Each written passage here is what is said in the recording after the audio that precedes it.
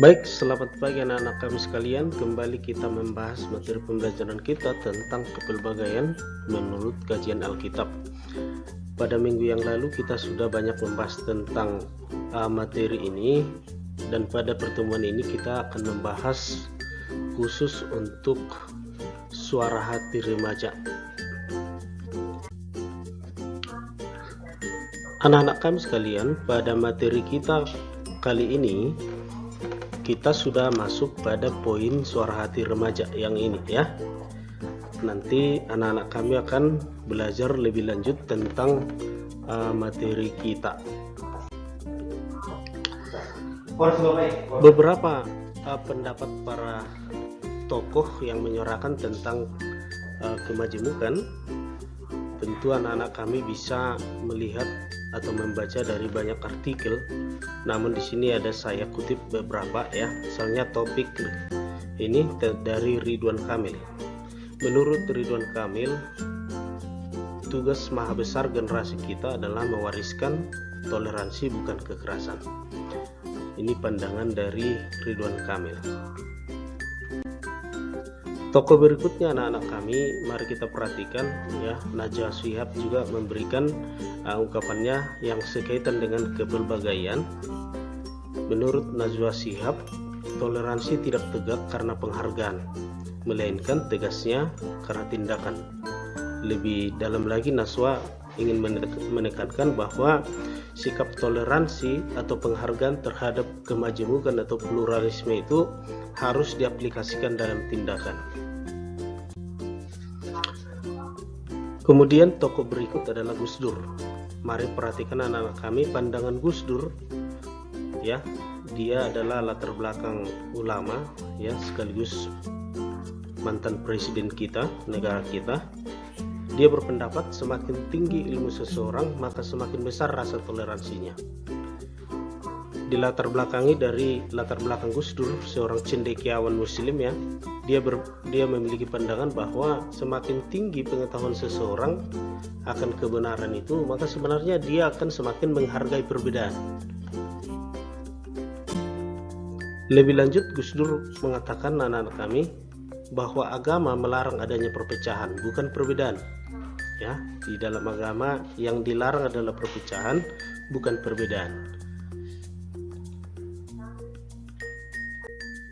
Kemudian anak-anak kami, menurut Gusmus ya, ini seorang tokoh juga, dia berkata sederhana saja, jangan lakukan terhadap orang lain apa yang kamu tak ingin orang lain melakukannya kepadamu. Ini sama seperti apa yang dikatakan Yesus di Matius ya. Sederhana saja, jangan lakukan terhadap orang lain apa yang kamu tak ingin orang lain melakukannya terhadapmu. Sejak zaman dahulu, tulisan memang sudah digunakan untuk menyampaikan informasi kepada orang lain. Bahkan dalam sejarah Alkitab pun kita melihat bahwa Alkitab itu merupakan kumpulan dari tulisan-tulisan ya, yang berisi tentang kebenaran dan firman Allah. Selanjutnya, melalui tulisan Alkitab ini, umat Allah akan banyak belajar, banyak menggali tentang pengetahuan dan kebenaran Allah. Ya, melalui Alkitab ini semua orang yang percaya kepada Allah mencoba menggali kebenaran itu kemudian untuk diaplikasikan dalam kehidupan sehari-hari. Kemudian anak-anak kami, seiring dengan perjalanan kehidupan bangsa Israel ya, maka banyak tulisan-tulisan yang menuliskan tentang kisah-kisah mereka. Selanjutnya tulisan-tulisan itu diadopsi lalu dikumpulkan ya. Kisah yang paling mendekati kebenaran itu lalu dicatatkanlah di dalam Alkitab. Bahkan kisah-kisah para nabi juga dicatat dalam Alkitab. Sampai kepada kehadiran Yesus di tengah-tengah dunia, semuanya tertuang di dalam Alkitab. Kemudian semua kisah ini dapat terus-menerus kita warisi ketika kita terus menggali dan mempelajari Alkitab yang dituliskan itu.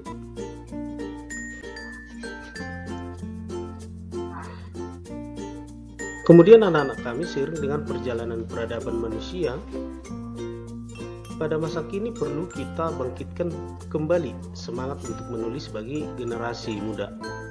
Pada materi pembelajaran kita pendidikan agama Kristen kan kita sudah melihat bahwa ada gerakan-gerakan muda-mudi yang mencoba menyuarakan bahwa kemajemukan dan perbedaan itu merupakan kekayaan bagi kita. Perbedaan itu bukan dijadikan sebagai pemisah, tetapi perbedaan itu harus dipandang sebagai kekayaan. Maka pada masa kini coba anak-anak kami bangkitkan kembali sikap-sikap yang mau membuat tulisan itu ya. Coba bangkitkan motivasimu untuk menulis ya. Menuliskan berbagai tulisan yang menonjolkan nilai-nilai moral dan etika kekristenan kita di tengah-tengah masyarakat. Sehingga ketika banyak nanti tulisan-tulisan ini dibaca, diadopsi, maka kita yakin bahwa banyak orang yang semakin memahami bahwa perbedaan itu bukan pemisah tetapi sebagai satu objek kekayaan di lingkungan kita, di lingkungan masyarakat tempat tinggal kita, bahkan dalam skala nasional bangsa dan negara kita nanti. Kita perlu memahami bahwa kemajuan teknologi pada zaman milenial ini memang agak sedikit mengikis kelestarian nilai-nilai moral dan iman kita. Namun apakah kita harus tetap berhenti? Tidak, anak-anak kami. Kita harus mampu mengantisipasi setiap pengaruh-pengaruh buruk dari perkembangan zaman ini. Bagaimana caranya? Ya, salah satunya dengan cara membangkitkan minat ya, motivasi para generasi muda-mudi ini untuk terus berjuang mewartakan kebenaran di tengah-tengah dunia ini ya. Maka melalui tulisan-tulisan yang menonjolkan nilai-nilai moral ini nanti kita harapkan ya kebenaran itu semakin tersampaikan kepada setiap lini masyarakat. Dalam materi kita kali ini kita akan dapat memulai aktivitas ya dengan menumbuhkan rasa persaudaraan, tentu dalam konteks yang majemuk itu tadi ya, dalam konteks kepelbagaian melalui tulisan-tulisan yang menggugah hati banyak orang. Bagaimana caranya anak-anak kami? Maka kalian harus mengerjakan 2 kegiatan berikut. Yang pertama anak-anak kami, nanti tugas kalian pada kegiatan 1 sama seperti yang di materi pembelajaran kita ya. Yang pertama menuliskan postingan positif ya. Nanti kalian bisa awali dengan cara membuat atau menyusun satu ungkapan positif yang berkaitan tentang kemajemukan ya, sama seperti Gus Dur tadi ya, ada ungkapan-ungkapan yang bisa diadopsi atau disampaikan kepada orang lain untuk mereka pahami ya, yang menekankan dan menonjolkan nilai-nilai positif dari kemajemukan itu tadi ya, tentu sesuai dengan topik materi kita. Kemudian anak-anak kami, supaya tulisan ini nampak indah ya, kalian bisa belajar karena sudah banyak aplikasi-aplikasi komputer kita yang bisa mendukung terhadap desain ya. Bisa kalian nanti menggunakan Photoshop ya, Microsoft Paint atau lain sebagainya, bisa kalian rangkai nanti. Kemudian tulisan yang sudah kalian rangkai dengan indah ya, bahasanya pun indah, tampilannya indah, nanti kalian kirimkan ya. Kirimkan hasil desainmu ke alamat email ini, bayan.tambuna99@gmail.com ya. Nanti akan kita masukkan, kita berikan penilaian. Itu kegiatan yang pertama. Kemudian anak-anak kami pada kegiatan yang kedua, sama seperti di materi kita Suara Hati Remaja itu ya, mereka bisa memunculkan karya tulis yang ditulis oleh seorang remaja, bahkan mereka masih berusia 14 tahun katanya di sini ya. Tentu anak-anak kami khususnya di sekolah kita ya, menulis tulisan itu sudah hal yang biasa ya, kalian pastilah sudah mahir ya.